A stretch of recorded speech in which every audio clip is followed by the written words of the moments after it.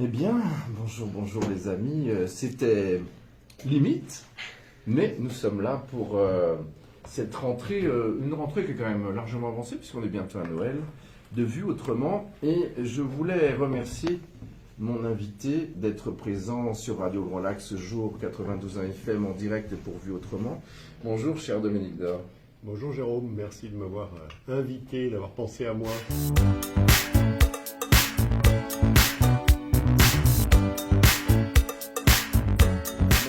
Ça fait tellement plaisir parce que on n'invite que des hommes ou des femmes remarquables, bien sûr. Alors là, je vais déparer dans la collection. Qui vient du mot remarquer, se faire remarquer d'ailleurs. Il me faut mes loupes. Vous n'en avez pas besoin, vous, Dominique, tout va bien. J'ai pas de papier, donc ah oui ça va aller, on va improviser. Pas besoin de lunettes. Voilà, et ce qui est bien, Dominique, c'est que c'est un homme de communication quand même, et on va le voir, et que aucune question m'a été posée auparavant parce que vous êtes, entre guillemets, on peut le dire, retraité de la politique. Oui, je suis retraité de la politique et c'est vrai que ça donne une forme de liberté dans ce genre d'exercice, de prise de parole à la radio, une liberté qu'on a moins quand on fait de la politique, puisqu'on est quand même obligé évidemment de faire plus attention à ce qu'on peut dire, alors que là j'ai la liberté complète de mes propos. Et puis dire qu'on reçoit des personnalités, certes, qui ont été politiques, mais qui sont économiques, qui sont artistiques, qui sont culturelles, qui sont sportives. Donc voilà, je tenais à faire ce petit point, et je voudrais dire aussi que parmi les commentaires dans la présentation de votre invitation de ce jour, et dans les posts sur les réseaux sociaux, où il y a à boire et à manger, hein, il y a vraiment à prendre et à laisser, mais en tout cas, il y avait un très beau post, commentaire d'une jeune dame, enfin d'une dame, qui a dit « Ah, quel plaisir, parce que merci d'avoir rajeuni cette ville, Aix-les-Bains. » Et on ne parlera pas de votre slogan de l'époque, que vous disiez « La belle endormie », c'est vrai. Toujours est-il qu'on ne fera pas de politique aujourd'hui, mais que cette dame disait « Vous avez rajeuni la ville d'Aix-les-Bains et merci d'avoir mis un successeur qui prend, en parlant de Renaud Beretti, qui prend la suite brillamment et qui suit votre chemin. » Voilà, je voulais faire ce point pour dire que vous avez marqué votre territoire, Dominique. Écoutez, j'ai été élu effectivement à l'époque avec l'idée qu'il fallait réveiller la belle endormie. C'était vraiment l'attente des gens. C'est d'ailleurs très rigolo de voir qu'on a en effet réveillé la belle endormie et qu'aujourd'hui les attentes des gens ont complètement changé, puisqu'aujourd'hui les gens disent au contraire « Ah, il faut que ça va trop vite, il y a trop de béton, il y a trop de voitures, il faut faire moins, etc. » Donc en 20 ans pratiquement, les attentes des citoyens aixois ont changé. Ils ont oublié que la ville s'était complètement endormie. Ils m'ont demandé de la réveiller et maintenant ils demandent plutôt à Renaud Beretti de ralentir le rythme. Ce qu'il essaye de faire, mais ce qui n'est pas simple pour lui. Ce qu'il essaie de faire, ce qui est très difficile à faire, et ce qui, de mon point de vue, qui est une grosse connerie, mais c'est ce qu'attendent les gens, donc on ne peut pas le contester. Je pense qu'une ville, on disait à l'époque, je crois que ça reste une vérité, une ville où il n'y a pas de grue, c'est une ville qui est en train de mourir. Et je pense que si une ville ne se développe pas, elle finit par s'endormir et par mourir. Donc voilà, je pense que c'est une erreur de penser qu'il faut ralentir le rythme. Le rythme, il se fait, le rythme du développement d'une ville, il se fait d'abord un peu naturellement, en fonction de son attractivité. Et puis aussi, on voit par exemple sur Annecy.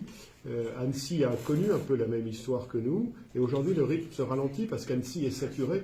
Donc en fait, il y a une espèce d'équilibre naturel qui se fait, et je pense que tant qu'on peut en tout cas tirer les fruits d'un développement avec vous voyez, un nouvel hôpital, de nouveaux services, de nouveaux commerces, ça ne vient pas dans une ville qui ralentit. Et donc je pense qu'il faut continuer malgré tout, mais j'ai compris que les gens, les citoyens, était plutôt sur l'idée qu'il fallait ralentir. Donc, ma foi, les citoyens ont toujours raison en démocratie. C'est vrai, alors ils regardent chacun leur paillasson, évidemment. J'étais avec une entreprise ce matin avant de vous rencontrer qui, elle, dit Aix-les-Bains, Riviera des Alpes. On peut tout dire sur ce slogan. Toujours est-il qu'ils attendent beaucoup de ça, que Aix-les-Bains, à ces moments plus... et le Tour du Lac, hein, on parle bien de Grand Lac aussi. C'est le nom de cette radio, c'est pas pour rien, c'est le territoire. Et tout ça pour dire qu'ils attendent beaucoup, mais qu'il y a des mois creux aussi dans cette ville. On est quand même dans une ville saisonnière. Et d'ailleurs, la fréquence de Radio Grand Lac l'était au départ. Ce que je veux dire, c'est que peut-être qu'ils attendent trop, mais il est vrai aussi qu'on voit beaucoup de Parisiens, Lyonnais, qui veulent vivre à Aix, qui veulent quitter ces villes qui sont entre guillemets écologiques et qui ont transformé la vie de ces grandes villes. Oui, moi je pense que si on est tous là... Vous voyez ce que je voulais dire en fait. Oui. Non, je vois tout à fait. Non, ce que je veux dire, c'est que si on est tous là, c'est qu'on imagine quand même qu'on vit dans une ville où il fait extrêmement bon vivre. Je ne sais pas si on peut trouver un meilleur équilibre de vie, de qualité de vie, de qualité de ville ailleurs. Je ne crois pas. Entre lac et montagne, un bon climat. C'est une grande petite ville, c'est une little big town, hein, c'est-à-dire... Elle a tout d'une grande. Elle a tout d'une grande. Donc, est-ce que c'est pas un piège, Dominique, qu'elle est tout d'une grande? Parce que du coup, les gens s'attendent à des choses et lorsqu'ils arrivent, peut-être qu'ils n'en ont pas tant. Il y a des commerces qui ne peuvent pas tourner à Aix, qui tournent dans des grandes villes parce que c'est trop spécifique, c'est une niche. Pas tant, mais vous voyez ce que je veux dire. Oui, mais on a la proximité de plusieurs grandes villes dans lesquelles, à une demi-heure, vous trouvez tous ces services et tous ces commerces. Donc c'est un très bon équilibre. Quand vous êtes dans une très grande ville, en une demi-heure, vous passez d'un quartier à l'autre. Bon, ben nous, on passe d'une ville à l'autre. Mais c'est la même chose. Et d'ailleurs, le centre d'Aix, c'est très facile à faire à pied, c'est hyper agréable, ça va encore s'arranger. Il y a des places, on va revoir ce passage Bocara bientôt, auquel vous teniez, vous, particulièrement. Ouais, c'est un dossier qui a plus de 10 ans, peut-être 15 ans maintenant, je ne sais pas combien. Et que vous aviez sécurisé sans vraiment pouvoir le faire, mais c'est une question de sécurité publique, donc vous pouviez le faire pour qu'on continue à passer. Après cet incendie, on ne va pas rentrer dans les détails, mais du coup, elle a tout d'une grande par son passé, elle est haussmannienne, comme vous l'avez voulu aussi à l'époque, et du coup, c'est pas simple. On a beaucoup d'attentes. Non, c'est pas simple, et puis je plains Renaud, le maire en place. Pas trop quand même, le pauvre, il nous écoute. Si, mais parce que il fait un job qui est extrêmement difficile. Le job de maire, c'est un job dans lequel il faut avoir été dans le fauteuil pour se rendre compte de ce que c'est. Quoi que vous fassiez, pratiquement, vous êtes critiqué. Vous êtes critiqué, vous faites pas, vous êtes critiqué, vous faites à un moment, on vous dit qu'il faut le faire trop tôt ou trop tard. Enfin, ça va jamais, c'est trop cher. Donc, si vous voulez, c'est un job extrêmement difficile. Et il a devant lui 2 gros chantiers qui vont créer du mécontentement, même s'il faut absolument les faire. Il n'y a même pas de discussion sur le sujet. C'est d'ailleurs votre grand regret de ne pas avoir été au bout, vous, dans votre mandature. Oui, mais bon, vous savez, on passe des relais, et puis la vie d'une ville, c'est une vie qui s'arrête jamais. Donc, le chantier des Thermes sera une grosse difficulté pour les Aixois à vivre, parce qu'il va falloir pendant des mois, peut-être même 18 mois ou 2 ans, j'en sais rien, être enquiquiné par ce qui va se passer sur ces travaux. Et vous évoquiez le passage Bocara, la rénovation de l'hôtel Métropole, pour les commerçants de la place qui est derrière, ça va être compliqué. Où est-ce que vous mettez des grues? Où passent les camions? La rue du Casino? Ouais, dès que vous faites quelque chose dans une ville ancienne, dès que vous rénovez, dès que vous redéveloppez, vous avez immédiatement des critiques. C'est d'ailleurs pour ça que les vieux de la vieille en politique, ils vous disent, pour être réélu, il ne faut rien faire. Oui, j'ai entendu un homme pas très loin d'Aix qui disait ça, dit si je suis réélu chaque fois, c'est que je fais rien en fait. Voilà. Et moi, bien écoutez, oui, pas grand-chose. Voilà, non, moi, je n'étais pas été élu pour ça. Voilà. Donc, d'autant que vous aviez commencé en souvenir par les souterrains de la ville, entre guillemets. Hein, je me rappelle très bien. Et les tuyauteries qu'il fallait absolument éviter. Avant de faire le dessus, il faut faire le dessous. Ouais. Et ça, c'est pas très politique. Hein. Ça coûte cher et ça emmerde tout le monde. Voilà, et c'est absolument nécessaire. Voilà, je crois qu'on était, je ne sais pas si on en est maintenant, mais grosso modo, 1 litre sur 2 d'eau qui était produite partait dans les égouts. Quoi. Donc c'était un truc de dingue. Voilà, donc il faut s'accrocher. Mais pourquoi on s'accroche à ce mandat qui est le plus dur, mais le plus proche des gens? Oui, c'est un mandat qui est très intéressant parce que c'est un mandat dans lequel vous êtes un petit peu votre chef d'entreprise, quoi. Hein. Vous avez votre budget, vous avez vos projets, vous réalisez, vous concrétisez. Mais effectivement, c'est un mandat qui est à portée de baffe, comme on dit. Hein. Donc vous êtes enquiquiné toute la journée par des gens qui vous reprochent de faire ou de ne pas faire d'ailleurs. Voilà, parce que moi je disais toujours, en italien, on est toujours jumelé avec Milena, le maire, ça s'appelle un syndic. Et syndago, le maire. Pour moi, un maire, c'est un syndic d'une immense copropriété, où vous avez tous les copropriétaires de la ville qui ont leur avis sur tout ce qu'il faut faire. Et donc, c'est compliqué. C'est pour ça qu'il ne faut pas trop écouter et qu'il faut quand même faire ce qu'on a dit qu'on allait faire. Ça, c'est bien. Et essayer d'être à sa tâche tous les jours. Voilà, ce qu'essaye évidemment de faire notre maire qui a une ligne de conduite actuelle et qui... et il faut écouter son chemin, son cap.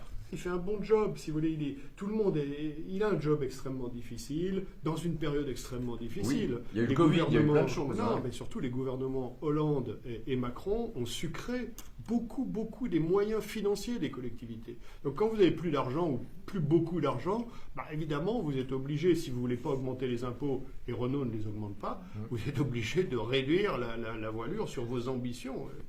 C'est assez mathématique, tout le monde fait ça dans sa famille. Hein. Oui, puis il y a un équilibre aussi.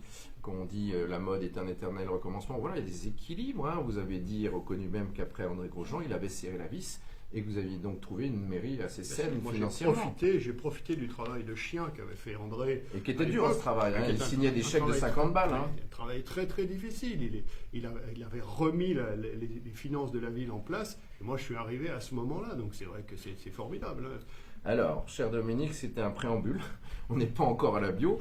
Et bon, c'était presque. Hein. Ouais, cette émission, pardon, le but est d'aller un peu plus loin dans votre vie privée, entre guillemets, avec la mesure que vous y mettrez vous. D'accord. Voilà, vous êtes né le 1er septembre 1959 à Chambéry. Ouais, ça commence à dater. Je ne sais pas, vous êtes encore bien jeune et tout le monde, quand vous êtes arrivé ce jour au studio, on vous verra dans le replay, vous trouve en pleine forme. Vous êtes marié et père de 4 filles, ça je peux le dire. Et vous m'avez dit... Principal succès. Ouais. Vous m'avez dit d'ailleurs, je suis très fier avec mon épouse, qu'on n'a jamais vu beaucoup, chère Isabelle, on vous salue si vous écoutez. Non, elle est très discrète, elle s'est toujours tenue loin de la vie politique. Derrière un grand homme, il faut une grande femme. Ouais. Elle est grande d'ailleurs en plus. Elle est grande, mais il faut surtout une femme solide. Ouais.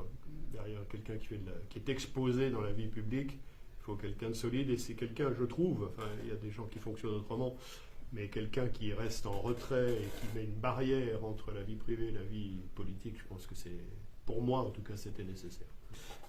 Après un bac à Chambéry, on s'en fout, ça, Jérôme. Je vous le dis rapidement, vous partez à Lyon 3, DESS, DSS de droit des affaires et fiscalité. On va en parler vis-à-vis de votre famille, bien sûr. Vous auriez dû prendre le chemin du reste de la famille, peut-être, avec cette formation. Là, je lis, et puis après, vous me direz ce que vous en pensez. Juriste en conseil d'entreprise, vous me dites si je me trompe, HEC Paris. Vous commencez votre carrière comme juriste d'entreprise, président de France Neige International. Et c'est peut-être là que vous rencontrez un homme qui s'appelle Michel Barnier. Non, je l'ai rencontré avant. Quand j'étais à HEC, j'étais président du bureau des élèves et j'organisais un cycle de conférences. Et comme je connaissais Michel de par ma jeunesse de militant ici en Savoie, je l'ai fait venir et c'est à ce moment-là qu'on a recollé vraiment les morceaux. Et il m'a proposé de faire un stage à l'Assemblée nationale pendant je me souviens plus, quelques mois. Voilà, et c'est comme ça qu'on s'est parti. Mais c'est souvent parti autour de lui, j'allais dire, puisque même Renault, ça a été le cas. Ah ouais, Michel, il fait démentir le proverbe qui veut que les hommes politiques dégagent autour d'eux tout ce qui peut leur faire de l'ombre. Il a fait exactement l'inverse. Michel Dantin est un bébé Barnier, je suis un peu bébé Barnier, Renault est un bébé Barnier, Albert Gibello à Albertville était un bébé Barnier, enfin, et même d'une certaine manière, Hervé, qui a aussi bien sûr son rayonnement personnel, mais c'est aussi quelqu'un que Michel a favorisé pour la mise en place, donc ça c'est assez extraordinaire. Et puis à partir de 85, Dominique, directeur de produits pour L'Oréal, on peut le dire, ça c'est parce que vous avez une fibre communication commerciale et quand même. Oui. C'est quoi votre job à L'Oréal ?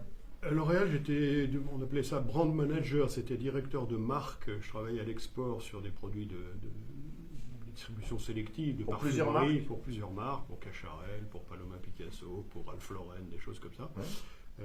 Oui, j'aimais bien ce challenge. J'ai par exemple participé, j'étais loin d'être tout seul, mais au lancement de Paloma Picasso ou de Ralph Lauren en France. Ce qui n'est pas rien, c'est des souvenirs. C'est sympa. Ouais. On a vu les lancements là. Et L'Oréal est un groupe français absolument magnifique, avec une puissance fabuleuse. Donc c'est peut-être le fleuron, enfin un des grands fleurons de notre pays. Et c'est sympa d'avoir participé à une toute petite mesure à son aventure. Alors n'hésitez pas, vous avez un peu d'eau, cher Dominique. De l'Odex. Oui, de 88 à 91, il travaille auprès du président. Ah oui, alors vous travaillez pour la région, pour le conseil régional, et je me rappelle, peut-être que je dis une bêtise, quand j'allais à Albertville, ce logo que vous avez inspiré avec une agence, j'imagine probablement, qui reprenait des couleurs de l'arc-en-ciel, ce qui me rappelait le pont suspendu d'Albertville lorsqu'on arrivait à Albertville. Est-ce que c'est vrai ou je me suis trompé ? Non, c'est vrai, vous n'êtes pas encore complètement ramolli de la mémoire. Non, mais j'avais peur que ce soit... Des fois, on s'imagine des choses.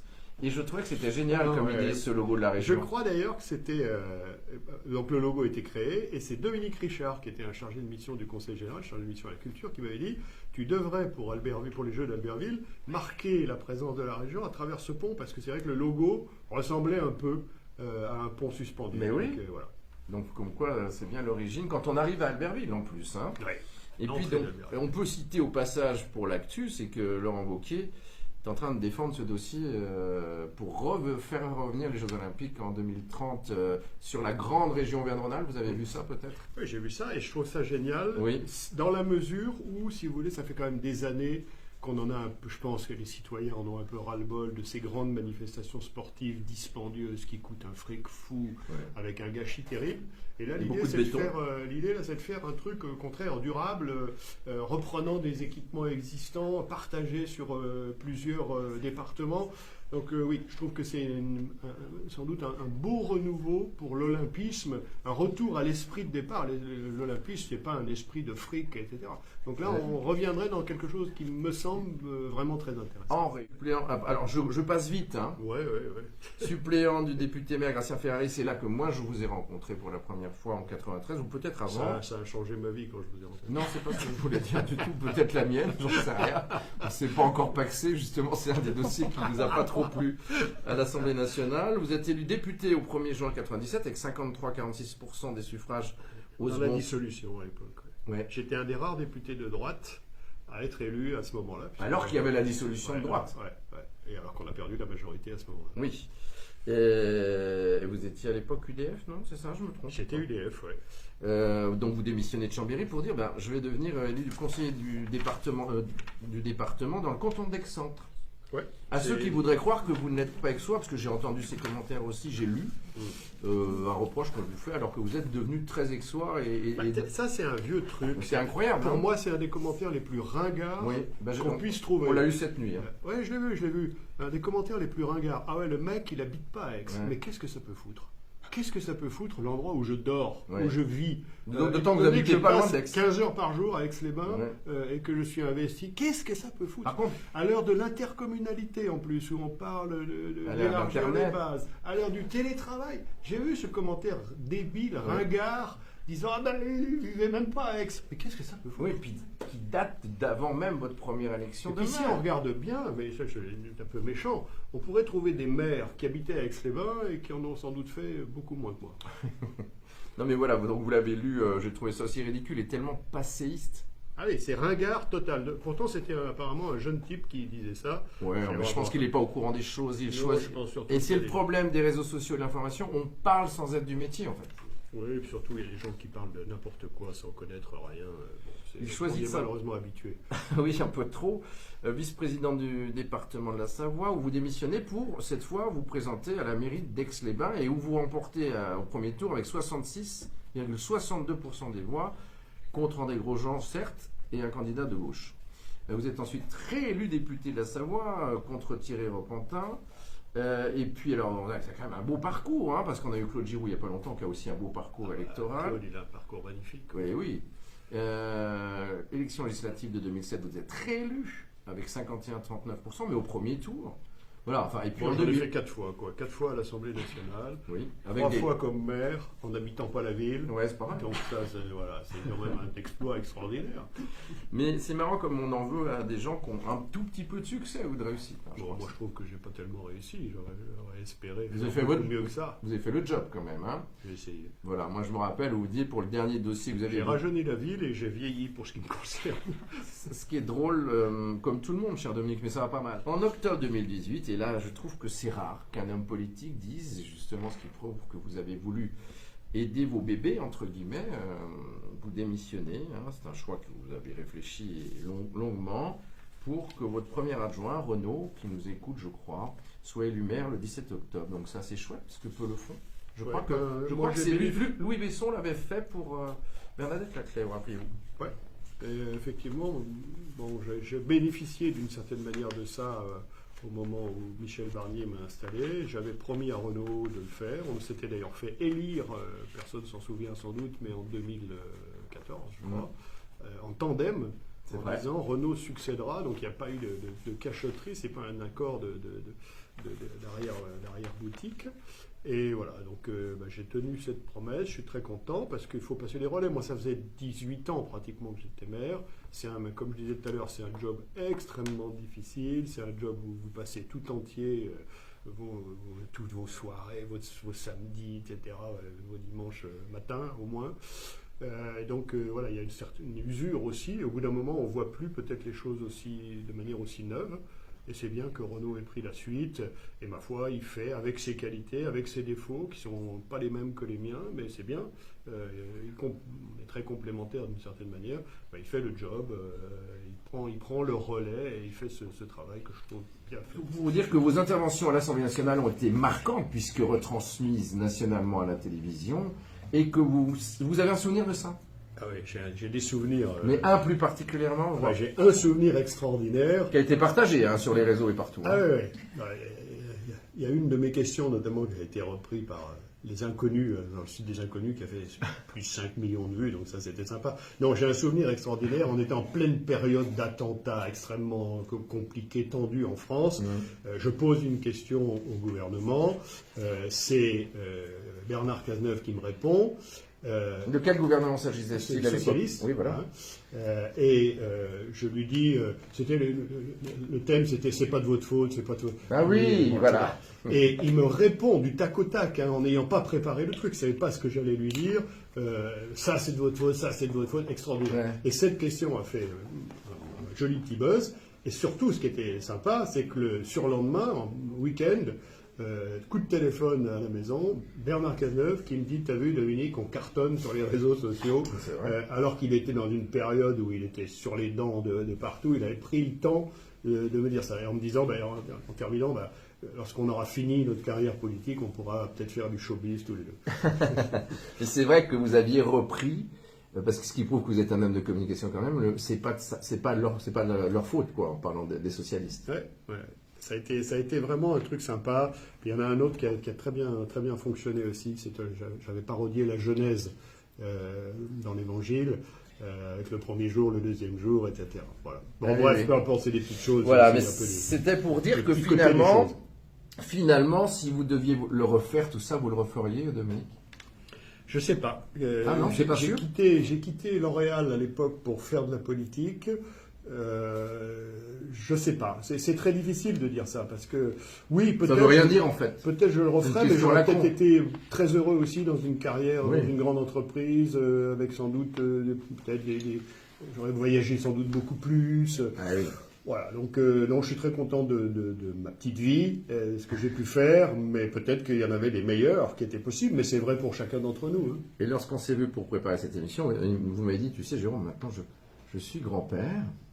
Et ça m'occupe une partie de l'été, notamment quand il y a des vacances, et j'apprends ça, enfin pas j'apprends, si, j'apprends le rôle de papy. Oui, ça c'est le mère, c'est bien, mais grand-père, c'est vraiment un job fabuleux. Oui. J'ai 8 petits-enfants, on a 8 petits-enfants avec Isabelle. Sur combien, entre guillemets, des filles? Sur 4 filles, nos 4 filles. Chacune 2? Non, 3, 1. Et ça c'est vraiment, ça c'est le plus beau job c'est beaucoup mieux que d'être père.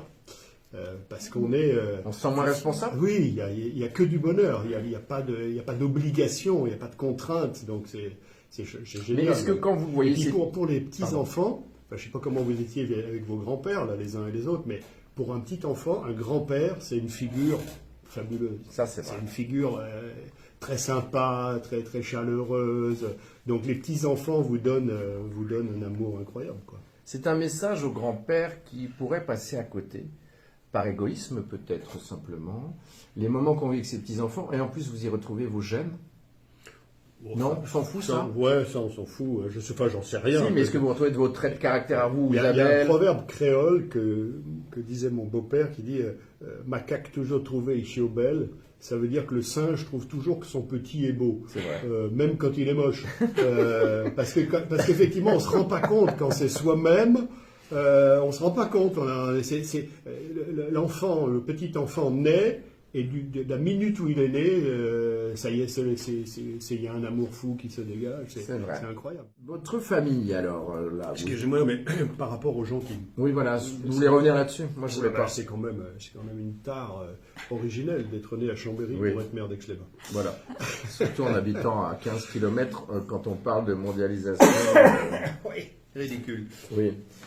Famille, donc, papa, maman, on en parle un peu, les frères et sœurs?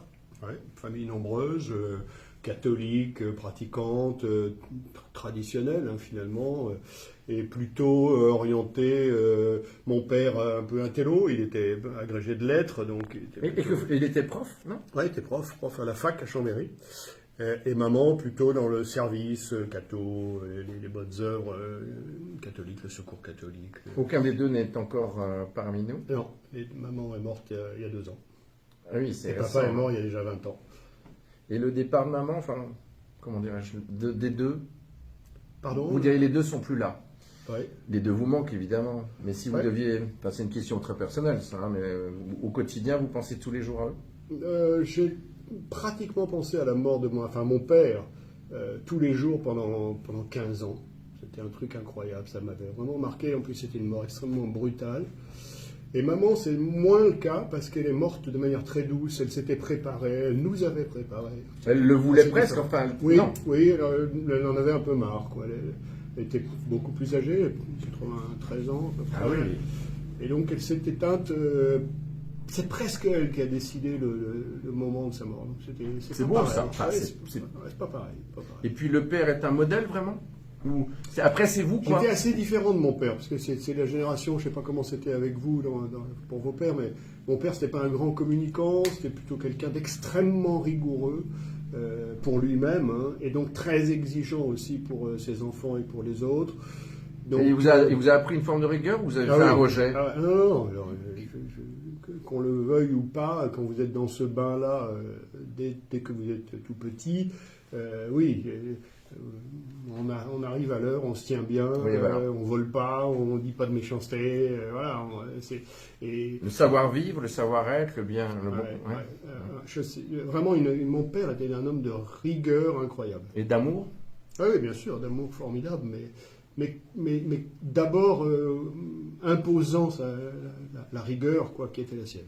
Les frères et sœurs, moi je connais très peu un de vos frères qui vous ressemble beaucoup et qui lui est plutôt fiscaliste, enfin un peu. Oui, j'ai 2 frères qui sont avocats fiscalistes, droit de l'entreprise. J'ai une sœur qui est comme papa agrégé de lettres, ma sœur aînée, et puis j'ai une sœur qui est pharmacien. Ah oui, donc c'est une belle famille nombreuse de 5 enfants. On est 5, oui. Voilà. Et vous voyez... Vous rencontrez, vous voyez, il y a des réunions de famille encore, les Noëls. Oui, mais ça devient compliqué parce qu'on est maintenant une colonie importante. Il faut des grandes tables. Ouais, il faut des grandes maisons. Mais oui, on se voit, enfin, on a des bons rapports entre nous, en particulier avec mes 2 frères qui sont les plus proches, puisqu'il y en a un qui est à Lyon et l'autre qui est à Chambéry, donc c'est les 2 plus... Sinon mes sœurs sont à Bordeaux et en Provence, donc c'est un petit peu plus compliqué. Et votre épouse est savoyarde aussi? Pas du tout, mais ne le répétez pas, elle est parisienne. Ça, c'est une tare. Bah, sûrement pour tous ceux qui trouvent que déjà j'habite pas ici, et en plus, il s'est marié avec une fille qui est à 500 bornes. Ça c'est drôle. Et donc, évidemment, sa famille est aussi là, donc elle la voit là-bas, j'imagine. Oui, on voit beaucoup sa famille, on est presque plus proche de sa famille, parce que ils sont un peu plus jeunes. Moi, j'étais le dernier, l'aîné de sa famille. Et puis, du coup, si vous voulez, comme ils sont un peu plus loin, quand on les voit, on y va pour les voir. Donc, ça change un peu la donne. Et c'est toujours autour de Paris. Donnez-moi, Dominique, un souvenir marquant de votre école primaire, ou si vous ne trouvez pas en primaire, parce qu'on a des choses qui nous ont marqué au primaire, au collège, mais enfin, un truc qui vous a... Bon, j'ai eu des instits qui m'ont marqué beaucoup. J'étais à Valdec-Rousseau, à Chambéry, à l'époque. École publique ou... École publique, oui. Ah oui, mon père était prof d'université publique, donc on est tous été éduqués. Vous avez au moins respecté votre engagement. L'instruction publique. Et je sais pas, moi j'écrivais un peu à l'époque. Quand j'étais tout petit, j'écrivais des petites nouvelles, des petits romans, entre guillemets. Et j'avais un prof, M. Péguet, Une bonne mémoire quand même, hein, pour qui quelqu'un était un prof, un hussard de la République, hein, probablement, on ne parlait pas de ça à l'époque, mais je pense plutôt communiste, Oui. hein, comme orientation, mais qui était un type extraordinaire, formidable, et qui m'encourageait à faire ça. Alors que ça valait pas tripette, évidemment. Hein, Oui, mais il faut il bien disait, attendre. mais c'est bien, il faut continuer à écrire. Vous l'auriez fait plus tard? Enfin, vous écrivez encore? Ouais, j'écris un petit peu, mais c'est pas vraiment mon truc. Vous seriez assez patient ou capable d'écrire votre carrière ou votre histoire? Non, ça, d'abord, ça n'aurait pas un intérêt fou, à part peut-être pour mes enfants, pour garder une trace de ça, mais Ouais. non, on va pas faire ça. Donc un joli souvenir en tout cas, parce que les communistes ont de l'engagement. Ah ouais. Hein? D'ailleurs, on voit que, pour revenir à l'actualité, que le leader communiste français actuel, Fabien Roussel, a un certain écho dans... Il est pas mal. Oui, parce qu'on partage avec eux un certain nombre... On ne partage pas tout, hein, c'est le moins qu'on puisse dire, mais on partage avec eux un certain nombre... Oui, c'est André Grosjean voilà. qui disait ça. Ouais. Presque plus qu'avec les socialistes. Ah ben c'est même sûr. Enfin, excusez-moi de Il y a une capacité de se comprendre, même si on est vraiment sur deux rives complètement différentes de la politique. C'est une capacité de se comprendre qui est forte. Quand Fabien Roussel dit que le travail est une valeur de gauche, voilà, on se retrouve là-dedans. On a l'impression que la gauche a perdu un peu le sens du travail, on est plus à soutenir l'assistanat, etc. Lui, il revient aux fondamentaux. Je trouve que c'est courageux et je trouve que c'est juste. Voilà. Oui, les ouvriers étaient souvent communistes parce qu'ils travaillaient sur les sûr, chaînes. bien sûr. Quel sport pratiquiez-vous, même si je connais les réponses, hein, mais pas tout le monde, cher Dominique, avec votre physique élancée? Ouais, enfin, de moins en moins élancé quand même. Mais je fais un peu de vélo, pas assez. Toujours là où vous en faites? Ouais, j'en ai pas fait beaucoup cette année, mais j'ai un vélo. Je me pose la question d'ailleurs d'acheter un vélo électrique. Bah oui, je pense que c'est bien. Parce que je suis à l'âge où ça commence à devenir important. Et puis je fais un petit peu de tennis, je fais un peu de ski, voilà. Mais je fais plus beaucoup de sport. J'en ai fait beaucoup dans ma jeunesse. J'ai La fait marche? du triathlon. Oui, je fais de la marche. Oui, parce que vous faisiez du triathlon. Ouais, c'est du triathlon, mais voilà, non, je fais plus de trucs comme ça. Pour faire du sport, c'est fabuleux, hein, le sport. C'est une école extraordinaire de respect des règles. Vous l'avez toujours dit, hein, dans votre... J'adore cette école qu'est le sport. Mais il faut aussi avoir une volonté de se faire mal. Enfin, selon les sports que vous faites, je n'ai plus très envie. Signe astrologique. Je suis vierge et martyr depuis que je fais de la politique. Depuis le 1er septembre. Vierge d'un ascendant, vous l'avez calculé? Ah, je sais pas. Et vous revendiquez vierge? Enfin, du du tempérament du signe de la Vierge? Je ne sais pas. À vrai dire, je ne suis pas très porté sur ces trucs-là. Mais comme ça fait marrer les gens quand je dis que je suis vierge, je le rappelle. Oui, mais on dit que c'est un signe de médiation. Vous êtes un homme de compromis? Ah oui, je déteste le conflit. Je cherche toujours le compromis. Dans la politique, vous avez tenté de réunir tout le temps? Ah oui.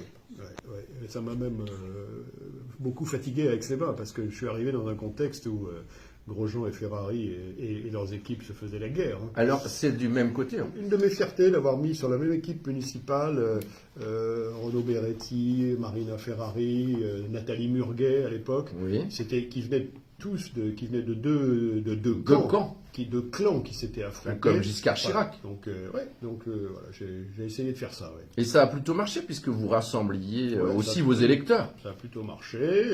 J'ai rassemblé aussi des gens de gauche. J'étais très content quand Davier est venu dans mon équipe. Voilà, je trouvais que c'était bien. Enfin, Pascal Peller, des gens qui n'étaient pas réputés pour être des gens de droite. Hein. Et ça veut dire qu'ils trouvaient aussi qu'on offrait un espace de travail qui permettait à tous de s'exprimer, de se retrouver à peu près. Et puis c'est un travail local. Enfin, on est sur un territoire local. Mais c'est ce qui me fait dire d'ailleurs aujourd'hui dans le débat politique national qu'il faut absolument, pour moi, les Français pensent qu'en changeant de capitaine, changeant le capitaine du navire, ça va suffire. Moi, je n'y crois pas du tout. Le problème, c'est le navire. C'est pas le capitaine. Le navire ne répond plus, les leviers de commande ne répondent plus. Donc il faut décentraliser beaucoup, très vite, parce qu'effectivement, à l'échelle locale, les choses marchent. Les régions, ça marche bien. Les régions ont été meilleures que l'État sur le Covid, par exemple. Les départements, ça marche. Les communes, ça marche. Les intercommunalités, ça marche. La seule chose qui ne marche pas en France, c'est l'État. Et c'est pas tellement la faute du capitaine. Et pourquoi alors on défendrait Macron à tout craindre, alors qu'on voit, parlons du maire d'Aix-les-Bains, le boulot qu'il fait au quotidien pour essayer de satisfaire tout et chacun. Bien sûr. C'est beaucoup plus... Les échelons locaux fonctionnent, marchent bien en France, alors que l'échelon national ne marche plus. C'est Édouard Philippe qui me disait, après son expérience à Matignon, il me dit, tu es nommé à Matignon, tu es sur un gros paquebot, et tu sais, devant ton tableau de bord, tu as 3 leviers sur 6 qui ne marchent pas. Voilà. Donc ça ne peut pas marcher. Donc ça ne peut pas marcher. Donc il faut... Et je ne crois pas du tout... Alors c'est pas la tête qu'il faut changer, c'est... Mais le problème, c'est qu'en France, on a, depuis Colbert, on se méfie des pouvoirs locaux, des pouvoirs féodaux, des fiefs. Et donc, il y a une espèce de... L'ENA, c'est un moule à se méfier des collectivités. C'est un moule d'État. C'est une culture d'État. Or, toutes les élites politiques en France, pratiquement, sortent de ce moule-là. Nicolas Sarkozy, non ? Non, Nicolas Sarkozy, non. Et il n'a pourtant pas beaucoup décentralisé, pas décentralisé même. Chirac l'a fait un petit peu, c'était Raffarin à l'époque qui était Premier ministre. Alors pourquoi on l'a autant dézingué, je ne parle pas de droite ou de gauche, alors qu'il fait des bouquins et que ça cartonne ? Qui, Sarkozy ? Oui. Parce que Sarkozy, c'est un personnage formidable. Pour moi, c'est un type exceptionnel, mais c'est un type qui est très clivant, et qui est un peu provocateur. On ne peut plus être clivant aujourd'hui. Enfin, c'est provocateur plus que clivant. Vous avez lu son dernier livre ? Quoi que vous fassiez, de toute façon, vous êtes critiqué. Et quand vous avez une personnalité avec des aspérités un peu fortes, comme c'est le cas de Sarkozy, oui. Hollande avait moins d'aspérité, c'est vrai. Quand vous avez des aspérités un peu fortes, voilà, vous êtes forcément décrié. Ouais, donc mais vous êtes aussi adulé par ceux qui vous aiment et qui vous suivent. Alors on est dans les excès, dans l'extrême, mais vous qui m'y rassemblez, vous avez bien une personnalité forte tout de même. Je sais pas, c'est vous qui pouvez le dire ou pas. Donc, alors c'est votre sourire qui emportait tout. Si vous étiez un animal, ça c'est une question. Ah non, j'ai oublié une question. Vous avez une passion, parce que vous allez venir à la politique, parce que je vois que vous repartez au quart de tour quand même. Là, je continue à suivre le débat. À vrai dire, c'est la seule chose qui me manque. Le quotidien de la politique ne me manque pas du tout. C'est un quotidien qui est beaucoup trop prenant. C'est le fond de la politique qui vous plaît. Le débat politique, oui, j'adore. Et donc votre passion, il y a ça ou enfin vous avez d'autres passions même on va... Ma femme. Ah, Isabelle, entendez-vous ? Je ne crois pas qu'elle nous écoute. Non, bah alors elle non, la famille, la vraie passion, c'est, je pense pour nous tous, c'est la famille. On pourrait en faire un débat parce que ça part un peu en cacahuète aussi, l'équilibre familial dans les familles françaises ou pas ? Je sais pas, moi je pense que c'est quand même un des trucs qui reste le plus solide, des piliers qui reste le plus solide. Il y a beaucoup de choses qui se cassent la gueule, mais je pense que les gens sont... voilà, il faut le garder à tout prix, ça, bien sûr. Ah bah c'est sûr. On dit toujours que c'est la cellule de base de la société, et c'est vrai. Je veux dire, le jour où vous avez des familles qui se cassent la gueule, effectivement, vous avez que à ce moment-là, vous n'avez que des gens isolés qui n'appartiennent plus à une famille. Et là, alors là, pour le coup, c'est vraiment l'explosion, je pense, sociale. Voilà, il y a plus d'impôts parce que ça fait plus de loyers, plus de trucs, mais par contre, il y a un déséquilibre important. Si vous étiez un animal devenu, tout le monde a eu la question, lequel seriez-vous ? J'en sais rien, moi, qu'est-ce qu'il faut que je réponde, Jean-Pierre ? Jean-Pierre. Jean-Pierre. C'est pas Jean-Pierre Foucault, c'est Jean-Pierre Germain. Sandra, je réponds quoi ? Un animal ? Non, mais sincèrement, simplement, instinctivement, lequel seriez-vous ? Tout le monde a répondu, il y en a qui ont répondu, je ne sais pas. Peut-être un gorille pour honorer la mémoire de Brassens. Ah, c'est bien. Pas mal, ça. Gare au gorille. J'allais y penser. Oui. Non, et qu'est-ce qui vous fait dire gorille en dehors de Brassens ? C'est quoi la gorille, c'est... il paraît que ça fait très peur quand on... Oui, mais il paraît que c'est l'animal, semble-t-il, des plus proches de nous. Donc, voilà, et qui peut être très doux. C'est un quasi-humain. Je ne sais pas. Mais je ne connais pas bien. Vous me faites parler de trucs. Non, mais j'aurais bien dit un chien, mais j'adore les chiens. Eh ben, enfin, c'était peut-être un peu couillon de dire que le gorille est un chien. On n'a pas eu le chien. Donc c'est pas mal aussi. Mais le gorille, j'avais vu un reportage, une vidéo où un enfant tombe dans un zoo près du gorille. Vous avez vu ce truc ? Tout le monde croit qu'il va le tuer, le bouffer. Et en l'occurrence, la mère gorille le protège. Et ils ont tué la gorille pour quand même sauver l'enfant. Bon, voilà. Après, c'est...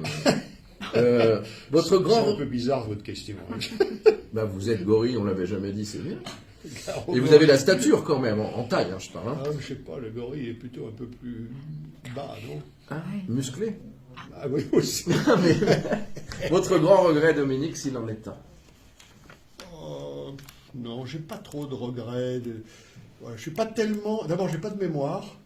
Donc, j'ai pas de mémoire. J'ai une mémoire très faible. J'oublie très vite. Et donc, comme je me souviens pas de ce que j'ai fait, j'ai pas de regrets. C'est chouette ça. Mais ça a été plutôt un avantage dans votre Ah bah, carrière. oui, dans la vie politique, faut surtout pas avoir de mémoire. Sinon, on a le cœur qui pète. Ah bah sinon, vous en voulez la terre entière au bout de 15 jours. Ouais. C'est ce que vous m'avez dit il n'y a pas longtemps. Et j'ai compris ça, qu'il fallait plutôt effectivement rassembler. Faut effacer. Ouais, voilà. Puis si vous voulez, à l'époque des réseaux sociaux, c'est que j'ai finalement, moi, dont j'ai pas été trop victime un peu à la fin, mais c'est quand même un truc assez récent. Les réseaux sociaux, c'est un truc, vous avez envie de tuer tout le monde. Ça devient de pire en pire. Et moi, évidemment, on bosse avec tous les jours, je le dis. Et pour autant, ça marche parce qu'on dit la vérité dessus. Enfin, on montre des vrais gens. C'est-à-dire que quelqu'un qui connaît rien à rien a le même pouvoir de vous parler qu'un prix Nobel. Oui. Bon, donc effectivement, c'est un peu fatigant. On ne fera pas référence aux commentaires de la nuit parce qu'il y en avait plutôt des bons. C'est déjà ça. Votre envie ou votre souhait le plus cher, s'il en est encore. Là, il n'y a plus besoin de mémoire. Non, là, on se projette vers l'avenir. Moi, je n'ai pas de souhait pour moi-même. Que ça continue quelque temps encore, ce serait formidable, avant que Dieu m'appelle là-haut. Mais non, j'espère que, voilà, je suis un peu, bon, évidemment, pour des souhaits pour ma famille, et puis si on élargit un petit peu, j'avoue que la période, mais elle n'est pas différente des autres, la période dans laquelle on est avec des guerres, des trucs qui se rallument de partout, c'est forcément un peu affolant. Donc voilà, on rêve tous, donc au moment des souhaits, on rêve tous d'un monde plus pacifique, quoi. On se demande encore pourquoi les gens dans le monde pensent qu'un truc, c'est aller triper leurs voisins. C'est un truc de dingue. C'est incroyable. Vous qui êtes homme politique, vous savez comment ça fonctionnait. Beaucoup de gens disent on nous gouverne avec la peur pour nous tenir. Oui, je ne sais pas si c'est vrai. C'est du complotisme, ça? Oui, un petit peu. J'en sais rien. Je me méfie des mots à la mode, mais je crois pas que ce soit vrai. Je crois que, franchement, il y a de quoi avoir un peu peur, quoi. Quand on voit ce qui se passe. Il suffit d'une étincelle, vous dites là, non? Pour que ça parte ou non? Ça aussi, c'est une connerie. Non, mais vous voyez, quand vous êtes maire d'Aix-les-Bains et que ça pète au Proche-Orient, dans une ville où vous avez des communautés religieuses très marquées, très différentes, moi j'ai eu la trouille, chaque fois que j'étais maire et qu'il y avait un pet au Proche-Orient, je dis, mais il suffit d'un zinzin, d'un dingue. Mais vous savez qu'il y a quand même plus de véhicules qui tournent ces temps, de l'armée. Non, voilà, si on peut un peu pacifier Enfin, on rêve tous, hein, oui. Donc c'est un peu idiot, c'est un peu utopique. Mais je pense que les grands dirigeants le savent, tout ça le pensent. J'ai vu une émission avec Trump là, qui arrivait à la politique et il y a eu un G20 et ils ont tous été affolés, quoi, vraiment, pour signer un bout de papier. Hein. Ouais. Trump, c'est quand même pas non plus le faiseur de paix le plus grand que je connaisse. Mais... Oui, voilà, il a surpris tout le monde en racontant des choses vraiment très étranges lors de ce G20. C'était une émission dont on voyait le off. Il est midi un peu plus, votre plat préféré, on passe du tout au tout, cher Dominique? Moi, j'adore les pâtes. Sous toutes ses formes Je suis un pâte maker. C'est facile pour votre dame. Toutes les formes. Plus elles sont grosses, plus je les adore. Et quand même, si on peut mettre un peu de sauce tomate et fromage râpé. Du coup, Isabelle en était ravie ou vous faisiez la cuisine? Elle est ravie parce que d'abord, c'est moi qui me l'ai fait. Ça va plus vite. Puis c'est quand même pas très compliqué, quoi. Attendez. Les Italiens diraient pour qu'elle soit al dente. Alors, par contre, sur la cuisson, je suis très regardant. Et vous les aimez comment? Je les aime al dente. Comme on doit manger les pâtes? Je sais pas, il y en a qui les aiment un peu en bouillie, c'est pas mal non plus, mais moi je préfère un peu croquant. Voilà, j'ai vu des Siciliens d'Aix qui quittaient là-bas dans le sud en retraite et qui m'ont montré une photo et fabriquaient les pâtes là. Ils étaient bien, ils étaient 30 degrés. Là, le jumelage avec la Sicile à Aix, c'est un truc fabuleux. Le jumelage avec Milena, quand on est reçu à Milena, on est reçu comme des rois. Et vous avez des dîners avec, je sais plus, 7 plats, 15 desserts. Comme on faisait à l'époque. Ah, des trucs de dingue. Et les pâtes, alors là, tutti frutti, toutes leurs formes. D'ailleurs, on a un événement qui s'appelle Tutti Frutti avec Sébastien. Ce qui vous anime au quotidien, Dominique Dor, aujourd'hui? Ce qui m'anime, c'est d'essayer d'être un mec à peu près comme il faut, quoi, un mec bien, comme on dit, avec mes défauts. Voilà, je suis très investi dans la vie de ma famille. Donc c'est ça qui m'anime le plus, je pense, c'est quand même voilà, les perspectives de ma petite famille. Vous avez un chien, Dominique? Non, je n'ai plus. On a eu des chiens pendant 30 ans, mais on n'en a pas repris à la mort du dernier chien. Ça, vous aimeriez encore? J'aimerais bien, mais le problème, c'est que le chien, c'est une astreinte, et comme maintenant on est seul avec ma femme, on peut bouger un petit peu plus, donc on n'a pas repris de chien. Voilà, mais c'est le plus fidèle des animaux, ou des hommes, ou ouais, des humains. Non, formidable, même quand vous rentrez à 2h du matin, il remue la queue et est content de vous voir. C'est vrai. Et il ne vous trahira jamais. Il vous trahira jamais. Hein? Vous avez essayé de tenir toutes vos promesses, qu'elles soient personnelles ou professionnelles, parce que c'est pas facile en politique. Enfin, en tout cas, votre parole en tous les cas. Oui, contrairement à ce que pensent les gens, j'ai le sentiment de n'avoir jamais menti. J'ai quelquefois oublié des choses qui me convenaient pas. Oui, j'ai l'impression d'avoir été à peu près correct dans ce que j'ai fait, d'avoir servi loyalement mes mandats. Avez-vous, Dominique, une actu? Une actu? Oui, sans parler de profession, avez-vous une actu qui vous anime au quotidien? Enfin, rien de plus? Non. Les enfants, la famille? Oui, non, rien de plus. Aussi, j'ai bien sûr mon petit jardin secret. Hein. Voilà. Voilà, par exemple, vous voyez là, je ne sais pas s'il faut que je le dise. Non. Je me suis mis. Bah alors, je ne le dis pas. Si, allez-y. Non, j'avais pas écouté, j'ai mal entendu. Je me suis mis un peu plus sérieusement au bridge de compétition. Ah, voilà, c'est ça que je voulais. Ça fait partie, ça m'occupe un peu. Par Il y exemple, avait un sacré, pardon, je vous coupez, un club de bridge qui allait pas mal, non? Oui, j'y suis. Non. Ouais. Et ça vous anime les après-midi Pas tous les jours. Pas tous les jours. Mais j'y vais une fois ou deux. Ouais, j'aime beaucoup. J'étais en compétition ce week-end à Grenoble. Enfin voilà, je fais des petites choses. Et alors? Et j'ai été très mauvais. Isabelle vous suit-elle dans cette aventure? Elle suit un peu. Ouais, elle suit un peu, mais elle déteste la compétition. Elle n'a pas envie de challenge. Elle n'a pas envie de se battre pour ça. Non, elle est beaucoup plus sérieuse que moi. C'est-à-dire qu'elle apprend le bridge, c'est un jeu de convention incroyable. C'est vrai. Il faut. Donc vous êtes plus bridge que poker? Moi, je suis plus. Alors, oui. Vous êtes pour le bluff, je suis plus jeu de la carte que convention. Ah. Voilà. Et vous aimez gagner à tout craindre ou... Je préfère gagner, Parce que vous avez réussi, je crois, sur notre bassin aixois et autour du lac. Merci beaucoup, Dominique Dor. C'était un vrai plaisir pour moi. Pour moi aussi. C'était très sympa de retrouver l'équipe de Radio Grand Lac qu'on a vu naître.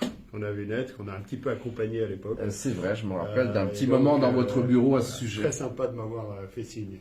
Il faut penser aux vieux comme ça, c'est sympa. Et c'est pas fini, là, les quelques secondes qui viennent, c'est vous qui allez mener la danse. Ah bon? Juste, je voudrais dire qu'il y aura, au-delà du replay dimanche sur le tourdulac.fr et tous les réseaux sociaux, il y aura aussi le podcast, n'est-ce pas, Sandra et Jean-Pierre, sur le YouTube de Radio Grand Lac. Je voulais le dire parce que c'est très bien aussi de l'écouter sans voir les têtes forcément. Merci Dodo. Ah ouais, c'est Dodo, hein. Le podcast c'est Dodo. Ouais, non, le replay, c'est Dodo. Le replay. Et la caméra qui va exploser, et la main peut-être. Ah ouais. Non, elle a tenu le coup. Hein. Ouais. Dominique, d'ailleurs Dominique, des fois sur mon portable, je me trompe. Hein. Ah ouais. Vous n'envoyez pas de mots d'amour pourtant. Mais... Cher Dominique, vous prenez le micro pour lancer le disque, il se fout de moi à chaque fois, mais on lançait le disque à l'époque, du titre qui vous, même si on sait que vous êtes un grand amateur de Brassens, de Georges Brassens, vous avez choisi un titre qui vous affectionne particulièrement au cours de votre vie peut-être. Ouais, moi j'aime la variété française, disons traditionnelle. Donc voilà, j'étais président du club Brassens à l'Assemblée nationale à l'époque. Ça se rappelle de Jean Sangali. Oui, avec Jean, formidable interprète de Brassens. C'est vrai. Mais là j'ai choisi pour dérouter un peu les gens un titre de Barbara. J'aime aussi beaucoup Barbara, qui fait partie justement de ces quelques artistes.